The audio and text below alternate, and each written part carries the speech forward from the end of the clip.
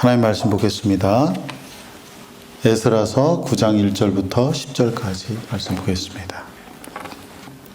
이 일 후에 방백들이 내게 나와 이르되 이스라엘 백성과 제사장들과 레위 사람들이 이 땅 백성들에게서 떠나지 아니하고 가나안 사람들과 헷 사람들과 브리스 사람들과 여부스 사람들과 암몬 사람들과 모압 사람들과 애굽 사람들과 아모리 사람들의 가증한 일을 행하여 그들의 딸을 맞이하여 아내와 며느리를 삼아 거룩한 자손이 그 지방 사람들과 섞이게 하는데 방백들과 고관들이 이 죄에 또 내가 이 일을 듣고 속옷과 겉옷을 찢고 머리털과 수염을 뜯으며 기가 막혀 앉으니 이에 이스라엘의 하나님의 말씀으로 말미암아 너는 저가 사로잡혔던 이 사람들의 죄 때문에 다 내게로 모여오더라.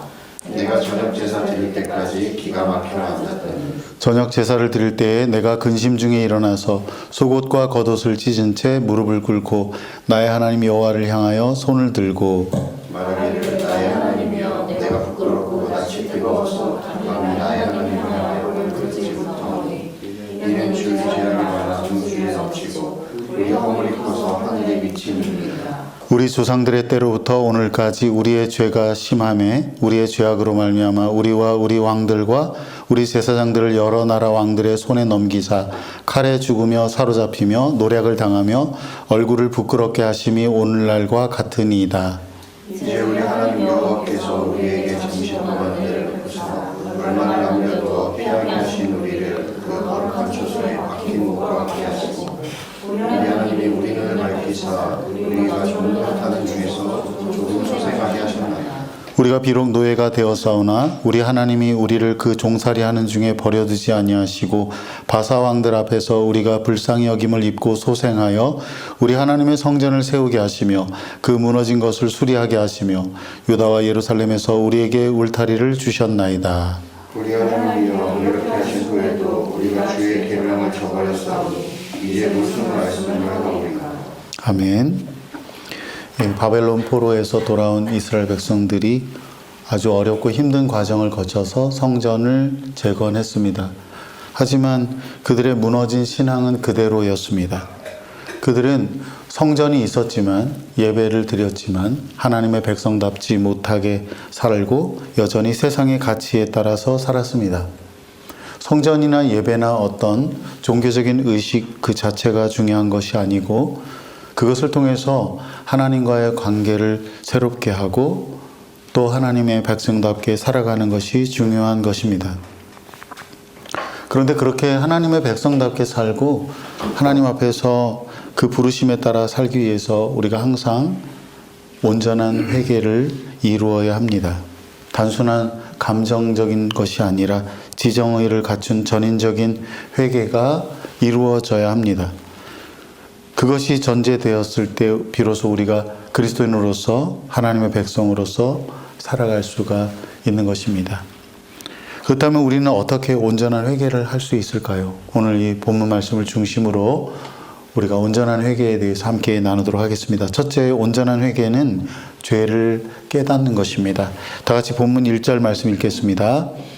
이 일 후에 방백들이 내게 나와 이르되 이스라엘 백성과 제사장들과 레위 사람들이 이 땅 백성들에게서 떠나지 아니하고 가나안 사람들과 헷 사람들과 브리스 사람들과 여부스 사람들과 암몬 사람들과 모압 사람들과 애굽 사람들과 아모리 사람들의 가증한 일을 행하여. 에스라가 귀환한 지 얼마 되지 않아서 이스라엘 사회에 만연한 문제를 알게 되었습니다. 이스라엘 백성들이 우상을 숭배하는 이방인들과 결혼해서 사는 일이 아주 허다했다고 하는 겁니다. 게다가 그 일에 모범을 보여야 할 지도자들이 오히려 더 앞장서서 그렇게 이스라엘의 공동체 그 정체성을 흔들었다고 하는 겁니다. 그것을 에스라가 발견한 겁니다. 이방인과의 결혼이 구약 전체에서 무조건 금지되는 것은 아닙니다. 요셉도 모세도 이방인들과 결혼을 했습니다. 다만 이방인과의 결혼을 통해서 그들이 섬기는 우상을 따라가는 일을 우려해서 금지한 겁니다.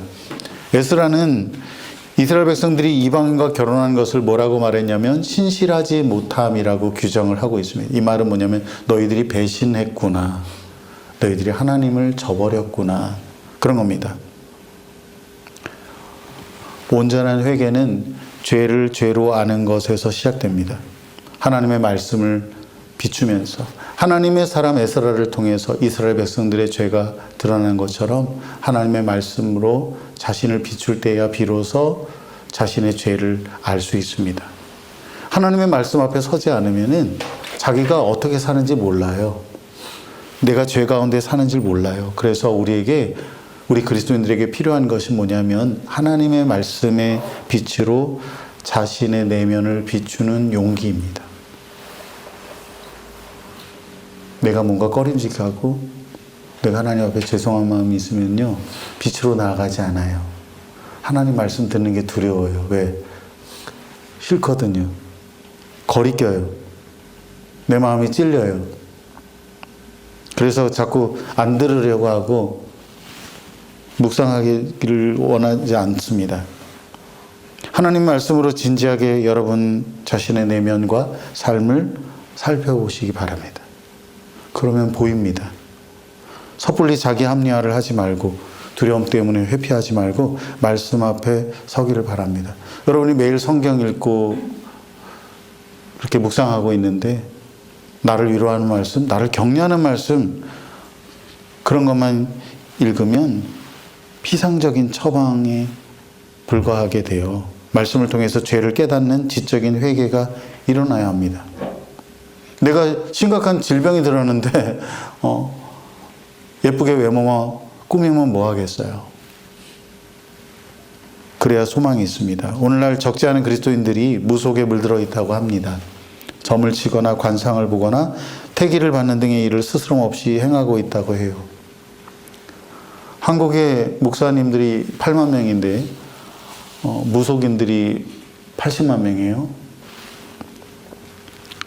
재미로 본다고 해요. 그리고 사람들이 무속을 좋아하는 이유가 즉답을 해주니까 답답한 마음이 풀린다고 합니다.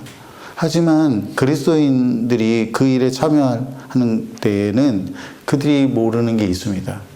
그런 무속 행위를 통해서 그들은 하나님의 주되심을 정면으로 부인하고 있는 겁니다. 우리의 삶을 인도하시는 하나님께 대한 불신을 드러내는 거예요. 우리는 성령의 인도하심을 따라야 합니다. 인생을 어떻게 살아야 하느냐에 대한 기본적인 중요한 진리들 성경에서 이미 말씀하셨고요.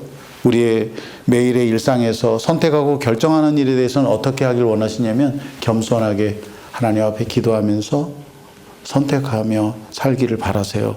그런데 그게 힘들어요. 그게 어려워요. 그게 하기 싫어요.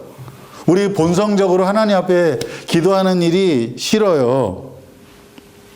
그러니까 인스턴트 방식에 길들여진 사람들은 하나님을 두려움이 없이 지식 없는 믿음이 있기에 무속에 빠지곤 하는 겁니다. 하나님의 말씀에 비추어서 여러분이 매일 성경을 읽으면서 또 설교를 들으면서 내가 세상과 타협하고 있는 것이 무엇인지 자신의 내면과 삶을 진지하게 살펴봐야 합니다. 혹시 에서처럼 죽 한 그릇을 먹기 위해서 하나님의 자녀다움을 버리고 있는 행위가 나에게 있는지 돌아봐야 하는 겁니다. 제가 이전에 한인교회를 목회할 때 1년쯤 지나서 교인들의 영적인 문제를 발견하고 돌이키라고 설교한 적이 있습니다. 관광객들을 대상으로 기념품을 판매하는데 조직적으로 부당한 폭리를 취하는 일에 일부 교회 집사들이 관여하고 있었기 때문이에요.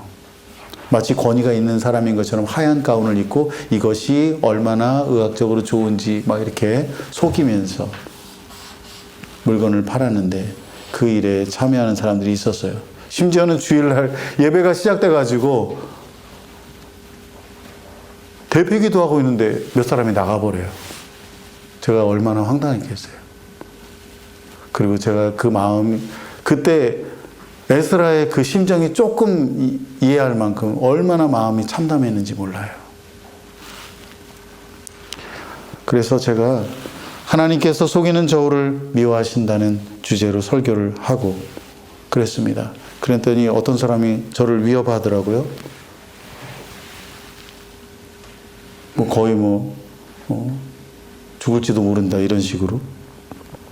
어쨌든 그날 이후에 아랑곳하지도 않고 그냥 계속 일하는 사람들도 있었고, 또 하나님의 말씀 앞에 회개하고 그 일을 그만둔 사람도 있었습니다. 사랑하는 여러분, 우리가 하나님의 말씀의 빛으로 자신의 내면과 삶을 비추는 용기를 내야 합니다. 그래서 죄를 깨달아야 합니다. 우리 가운데 일평생 어느 누구도 완벽한 삶을 살아낼 수 없습니다. 다만 진지하게 말씀으로 자신을 성찰하고 하나님의 백성답게 살지 못하고 있는 게 무엇인지 발견하며 살아가는 겁니다. 우리 모두가 하나님의 말씀을 통해서 죄를 깨닫기를 바랍니다. 이것이 온전한 회개에 이르는 첫 번째 단계입니다. 둘째는 죄를 슬퍼해야 합니다.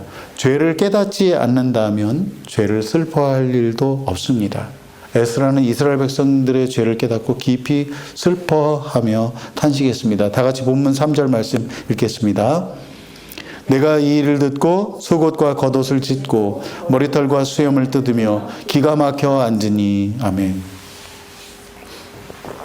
에스라가 옷을 찢고 머리카락을 뜯고 수염을 막 쥐어 뜯었어요.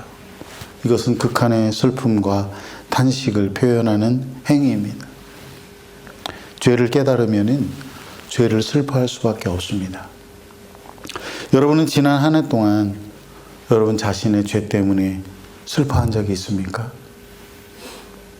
말씀을 통해서 하나님께서 여러분의 양심을 찌르고 여러분의 삶에 대해서 말씀하실 때 눈물로 고백한 적이 있습니까? 만일 나는 한 번도 없었다, 그러면 내가 잘 살았다는 게 아니고요, 내가 영적으로 중한 병에 들었다 라고 생각하면 됩니다. 눈물이 메마르면 우리의 영혼도 메말라서 아무런 은혜도 누릴 수가 없습니다. 깨끗한 양심으로 하나님의 얼굴을 볼 수도 없습니다. 하나님께서 주시는 참된 평안을 조금도 누릴 수가 없는 겁니다. 성령께서 말씀으로 여러분의 죄를 깨닫게 하시거든 그 죄에 대하여 깊이 슬퍼하기를 바랍니다. 자꾸만 하지 않으려고 해도 하게 되는 그 죄에 대하여서 하나님, 나는 왜 이렇게 자꾸 원치 않는 일을 하게 될까요? 자기와 합리화하지 말고요, 하나님 다 아세요. 속일 수가 없어요. 어쩔 수가 없었다거나 상대방이 문제라서 내가 그렇게 대응할 수밖에 없었다라고 핑계하지 말고, 내 형편이 이러니까 방법이 없다고 하지 말고, 자기의 죄에 대하여 관대하게 다루면 그의 영혼은 더 깊이 병들어서 나중에는 아예 무감각하게 됩니다. 양심에 화인 맞은 사람이 되는 거예요. 말씀을 들어도 아무런 깨달음이 없고요, 양심이 마비가 돼요. 성령께서 탄식하게 되고 나중에는 성령을 근심하게 해서 오랜 기간 영혼의 어두운 밤을 지나게 될 것입니다. 사랑하는 여러분, 하나님은 어떤 예배자를 기뻐하세요? 상한 마음으로 하나님 앞에 나오는 사람을 기뻐하십니다. 상한 마음으로, 때로는 눈물을 흘리면서, 때로는 탄식하면서 자신의 연약함과 죄성에 대하여서 하나님 앞에서 부끄러워하고, 하나님 나 살려주세요. 하나님 나 왜 이럴까요? 자신의 죄를 깨닫고 슬퍼하는 사람은 죄를 고백하는 데까지 이릅니다. 본문 6절에서 에스라가 이렇게 말합니다. 나의 하나님이여, 내가 부끄럽고 낯이 뜨거워서 감히 나의 하나님을 향하여 얼굴을 들지 못하오니 이는 우리 죄악이 많아 정수리에 넘치고 우리 허물이 커서 하늘에 미침이니이다. 에스라 9장 10절에 보면 이렇게 말합니다. 하나님께서 은혜를 베푸셔서 자신들을 그 땅에 돌아오게 하시고 성전을 다시 세우게 하신 후에도 자기들이 주의 계명을 저버렸으니 드릴 말씀이 없습니다. 하나님의 백성답게 살지 못해서 여러 선지자들을 통해서 하나님이 깨우치시고 선포하시고 하나님이 또 징계하시고 그리고 포로로 끌려가게 하셔서 겨우 하나님의 은혜로 다시 돌아왔는데 또다시 그 하나님의 은혜를 저버리고 하나님 앞에 신실하지 못한 삶을 살고 있으니 하나님 부끄럽습니다. 하나님 드릴 말씀이 없습니다. 사랑하는 여러분, 하나님은 우리가 무죄한 삶을 살 거라고 생각하지 않으십니다. 우리의 죄성과 연약함을 잘 아세요. 그래서 하나님은 우리가 자신의 죄를 고백하면서 살기를 원하십니다. 우리말 성경으로 요한일서 1장 9절에 이런 말씀이 있습니다. 만일 우리가 우리의 죄를 자백하면 하나님은 신실하고 의로우신 분이시므로 우리 죄를 용서하시고 모든 불의에서 우리를 깨끗하게 해 주실 것입니다. 우리 주님께서 십자가의 죽으심으로 우리를 죄와 사망 가운데서 구원하셨습니다. 그래서 우리가 그 은혜를 아는 자로서 마땅히 하나님의 뜻을 따라 살아야 하지요. 하지만 여전히 우리 안에 있는 죄성과 연약함으로 인해서 죄를 짓게 됩니다. 그러면 그때 어떻게 해야 됩니까? 자신의 죄를 깊이 슬퍼하면서 자기 입술로 죄를 고백할 수 있어야 합니다. 솔직하게 구체적으로 깊은 내면에 감춰진 죄를 고백해야 합니다. 사도 요한이 말씀하셨어요. 하나님 앞에 무덤덤하고 죄가 없다고 하는 사람은 죄에 대한 깨달음이나 죄에 대한 슬픔이나 고백이 없는 사람은 자신을 속이는 사람이다. 진리가 그 안에 있지 않은 사람이다. 여러분, 하나님께서 여러분에게 죄를 깨닫게 하시고 여러분의 정말 하나님 앞에 가슴 아파하면서 탄식하면서 부끄러워하면서 여러분의 입술로 고백하길 바랍니다. 그렇게 할 때 신실하고 의로우신 하나님이 우리 죄를 용서하실 겁니다. 모든 불의에서 우리를 깨끗하게 하셔서 우리에게 양심의 자유를 주시고 평안을 우리에게 허락해 주실 거예요. 그러기 전까지는 우리의 입술로 솔직하게 하나님 앞에 고백하기 전까지는 우리의 양심의 자유함을 얻지 못해요. 우리 마음의 평안을 누리지 못합니다. 죄의 고백을 통해서 죄의 권세를 이겨낼 수 있는 능력을 얻을 수 있길 바랍니다. 여러분의 외모를 가꾸듯이 여러분의 영혼을 돌아보기를 바랍니다. 죄를 깨닫거든 죄를 슬퍼하고 하나님 앞에 고백하시기 바랍니다. 그러면 온전한 회개의 두 번째 단계에 이르게 될 것입니다. 마지막으로 셋째는 죄에서 돌이켜야 합니다. 다 같이 우리말 성경으로 에스라 10장 3절 말씀 읽겠습니다. 우리가 우리 하나님 앞에 언약을 세워 내 주의 교훈과 우리 하나님의 계명을 두려워하는 사람들의 충고에 따라 모든 이방 여자들과 그 자녀들을 내보내기로 합시다. 율법에 따라 그렇게 하도록 합시다. 아멘. 이스라엘 백성들이 잘못된 행위를 고치기로 했습니다. 이방인과의 결혼 관계를 정리하기로 했습니다. 죄를 끊어내고 언약을 새롭게 맺었습니다. 너무 고통스러웠지만 결단하고 하나님과의 관계를 회복했습니다. 우리가 하나님의 말씀을 통해 죄를 깨달았다면 죄를 슬퍼하고 고백해야 합니다. 그 다음엔 어떻게 해야 합니까? 결단하여 자신이 지금까지 걸었던 그 길에서 방향을 돌이켜야 합니다. 회개는 눈물만 흘리는 게 아니에요. 그거는 후회일 뿐이고 회개가 아닙니다. 온전한 회개는 반드시 의지적인 행동의 변화를 요구합니다.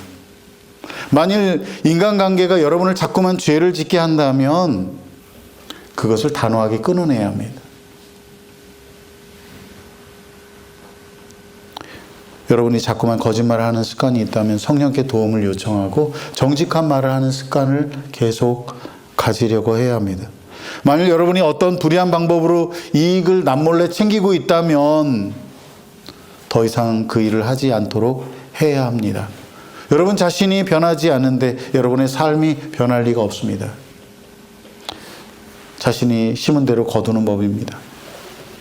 지금 여러분의 현재는 과거의 산물입니다. 만일 앞으로 여러분이 어떤 희망적인 미래를 기대한다면 하나님께서 여러분에게 놀라운 은혜를 부어주시기를 바란다면 지금 여러분 현재 무엇을 심을지 여러분이 행동에 어떤 변화를 가져야 할지를 잘 생각하기를 바랍니다. 최근에 하나님께서 저에게도 깨닫게 하신 일이 있었습니다. 작년에 우리가 교회를 이전하는 과정에서 여러 가지 혼란과 어려움이 있었지요. 저는 그냥 깊이 상처를 받지 않았다고 생각했습니다. 그냥 일어날 수 있는 해프닝이었다, 그렇게 넘어갔습니다. 하지만 저도 모르게 제 마음속에 하나님을 온전히 신뢰하지 않는 상태가 되었다는 것을 발견했습니다. 하나님에 대한 원망이라기보다는 이제 모든 것을 현실적인 상황 때문이라고 변명을 했던 것 같아요. 하나님께서 오늘 말씀하시는 거예요. 너 왜 믿음으로 행하지 않느냐?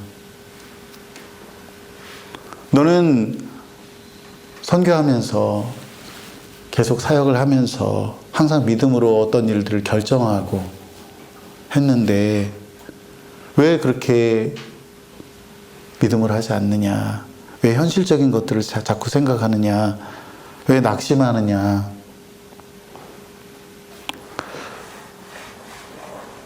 하나님께서 맡기신 공동체에 대해 믿음으로 기도하고 하나님께서 행하실 일을 기대해야 되는데 그러지 못했던 것 같아요.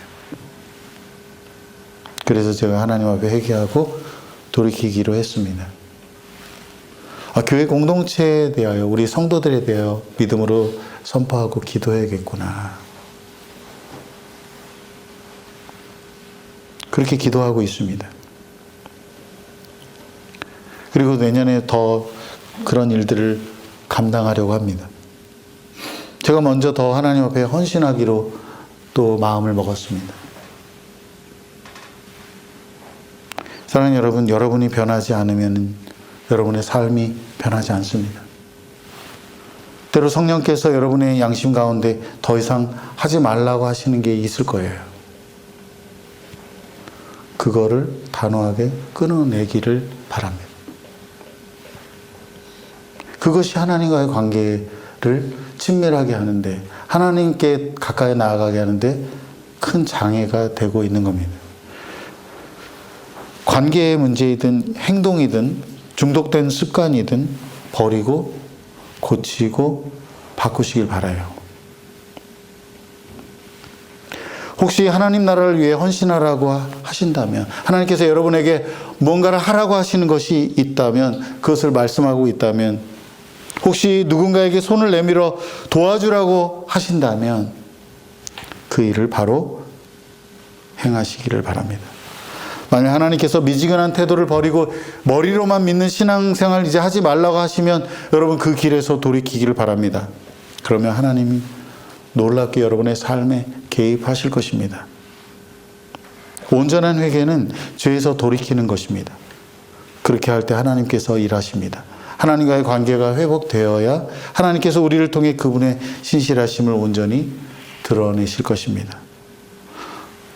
온전한 회개는 죄를 깨닫는 데서 시작됩니다. 하나님께서 말씀으로 우리의 마음을 비추실 때 용기 있게 그 말씀의 빛 앞에 나아가길 바라요. 그리고 하나님이 나에게 죄성과 그 연약함을 보게 하실 때 변명하지 말고, 회피하지 말고 그대로 인정하고 자신의 죄를 깊이 슬퍼하며 탄식하며 그렇게밖에 살 수 없는 자신의 그 부끄러운 모습을 안타깝게 여기면서 하나님 앞에 여러분의 입술로 고백하기를 바랍니다. 죄의 고백을 통해서 하나님으로부터 죄 사함을 받고 불의에서 깨끗함을 받아 새롭게 살아갈 힘을 얻기를 바랍니다. 그리고 의지적인 변화, 죄에서 돌이키길 바랍니다. 고통스럽지만, 손해를 볼 수도 있겠지만 단호하게 끊어버리고 고치길 바랍니다. 성령께서 더 이상 하지 말라고 하시는 것이 있다면 말씀을 통해서 여러분이 기도할 때, 혹시 또 길을 걸을 때 하나님께서 생각나게 하시거든 이제 순종하길 바랍니다. 하나님이 어떤 일을 하라고 하시는 것이 분명히 있다면 그것을 즉시 순종하고 실천하길 바랍니다. 말씀을 맺습니다. 온전한 회개는 지정의를 포함한 전인적인 회개입니다. 죄를 깨닫고 죄를 슬퍼하고 죄에서 돌이키는 겁니다. 그렇게 할 때 하나님과의 관계가 다시 회복될 것입니다. 신실하신 하나님께서 그분의 은혜로 우리의 삶을 풍성하게 채워주실 것입니다. 우리 모두가 온전한 회개를 이룸으로써 하나님의 신실하심과 은혜를 풍성하게 누리게 되기를 주님의 이름으로 축복합니다. 우리 기도하겠습니다.